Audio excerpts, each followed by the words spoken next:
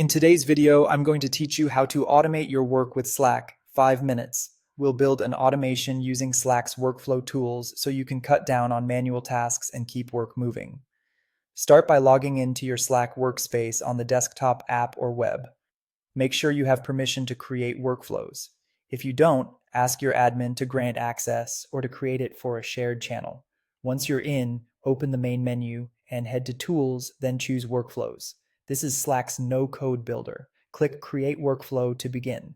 You'll give it structure by picking a trigger first, then choosing the steps it should run. Select Choose an event or trigger. Slack offers a few practical options. If your team uses reactions to triage messages, pick the emoji reaction trigger so the workflow runs when someone reacts with a specific emoji. This is perfect for acknowledging approvals or handing off tasks. If your process starts with a message, choose a keyword or phrase trigger.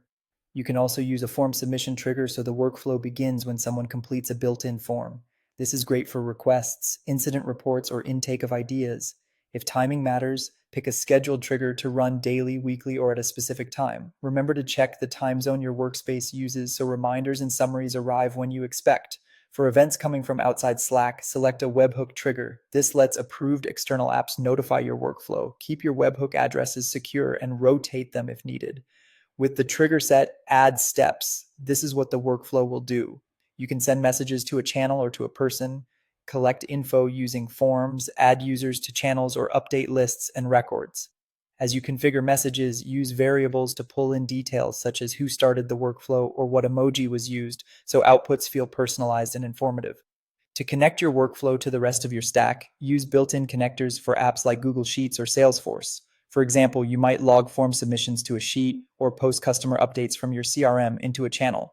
Confirm you have access to the target document or app before you publish. When everything looks good, publish your workflow. Give it a clear name, set managers who can maintain it, and make it live.